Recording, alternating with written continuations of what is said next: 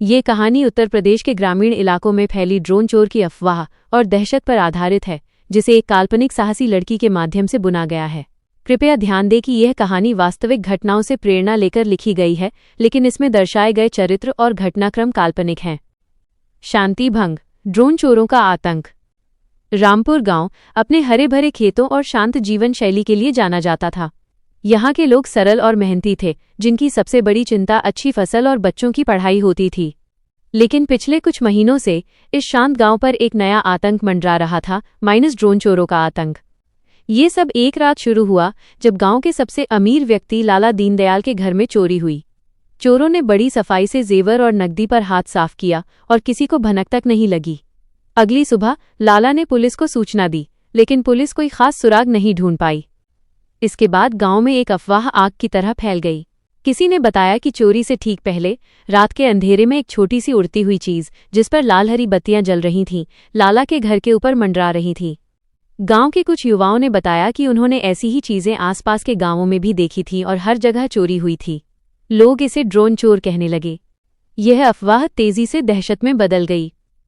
गांव वालों को यकीन हो गया कि चोर कहीं दूर बैठकर अपने घर से ही ड्रोन उड़ाकर उनके घरों की रेकी कर रहे हैं और चोरी को अंजाम दे रहे हैं। दहशत और बदलता गांव। डर के मारे गांव का माहौल पूरी तरह बदल गया। जो गांव रात के 9 बजे तक सो जाता था, वहां अब रात भर लोग जागते रहते थे। चौकीदारी। हर मोहल्ले में लाठी डंडे लिए हुए पुरुषों की टोलियां रात भर पहरा देती थीं, चिल्ला चिल्लाकर सबको जगाती थीं, जागते रहो। ड्रोन। अंधविश्वास। कई बार तो कोई पतंग या दूर उड़ता हुआ हवाई जहाज का प्रकाश भी लोगों को ड्रोन लगने लगता था और वे हवा में पत्थर या गुलेल चलाने लगते थे। पुलिस की बेबसी। पुलिस ने कई बार गांव में आकर लोगों को समझाया कि ये केवल अफवाहें हैं, लेकिन कोई भी उनकी बात सुनने को तैयार नहीं था। पुलिस के पास इस हवाई चोर को पकड़ने का कोई स्पष्ट तरीका नहीं था। साहसी बेटी किरण। इसी गांव में एक साधारण किसान की बेटी किरण रहती थी। किरण 19 साल की थी और शहर के कॉलेज में पढ़ती थी। वो किसी भी चीज को आंख बंद करके मान लेने वाली लड़की नहीं थी। जब उसने गांव के लोगों को डरते और परेशान होते देखा, तो उसने मन ही मन फैसला कर लिया कि वो इस आतंक का पर्दाफाश करेगी। किरण की जांच। किरण ने पुलिस की तरह लाठी लेकर रात भर पहरा देने की बजाय अपनी बुद्धि का इस्तेमाल किया। 1. पैटर्न ढूंढना। किरण ने पिछले 6 महीनों में हुई हर चोरी के बारे में जानकारी इकट्ठी की। उसने पाया कि चोरियां हमेशा रात 12 बजे से 3 बजे के बीच होती थीं और केवल उन घरों को निशाना बनाया जाता था जिनकी छत खाली और पहुंचने में आसान थी। 2. ड्रोन की सीमा। उसने इंटरनेट पर ड्रोन के बारे में पढ़ना शुरू किया। उसे पता चला कि साधारण शौकिया ड्रोन, जो सस्ते और आसानी से उपलब्ध होते हैं, उनकी बैटरी लाइफ केवल 10 से 15 मिनट की होती है और वे बहुत दूर तक नहीं उड़ सकते। इससे स्पष्ट था कि चोर गांव से बहुत दूर नहीं हो सकते। 3. संदिग्ध जगहें।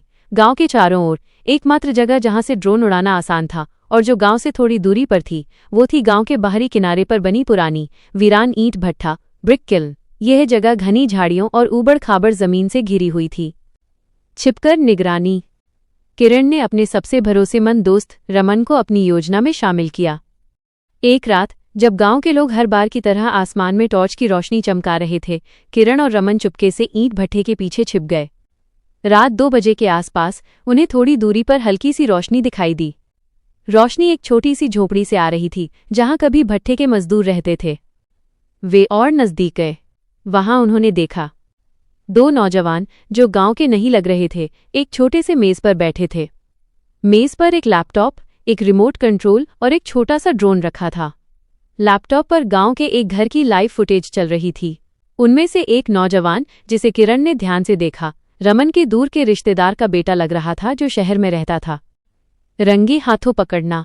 किरण समझ गई थी कि चोर अपने घर से नहीं, बल्कि गांव के नजदीक इस वीरान जगह से ड्रोन उड़ा रहे थे।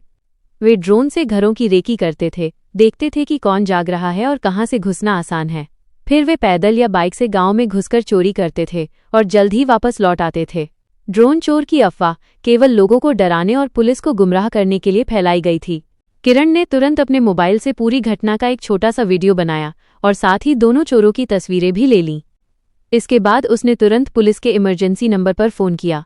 उसने अपना नाम बताया और आत्मविश्वास से कहा कि वो जानती है कि चोर कहाँ है। शुरुआत में पुलिस अधिकारी को भी विश्वास नहीं हुआ, लेकिन किरण के जोर देने पर और अपनी पुरानी असफलता से शर्मिंदा होकर उन्होंने कुछ जवानों को सादी वर्दी में वहां भेजा। पुलिस के आने से पहले किरण और रमन ने झाड़ियों में छिपकर इंतजार किया। जब पुलिस ने झोंपड़ी पर छापा मारा तो चोर घबरा गए। पुलिस ने उन्हें रंगे हाथों पकड़ लिया। उनके पास से चोरी का कुछ सामान, ड्रोन और एक लैपटॉप बरामद हुआ जिसमें कई घरों की रेकी की फुटेज थी। सच्चाई का खुलासा। अगले दिन पुलिस ने प्रेस कॉन्फ्रेंस करके पूरी कहानी बताई। ये सच था कि कुछ शातिर चोरों ने लोगों को डराने और गुमराह करने के लिए ड्रोन का इस्तेमाल किया था।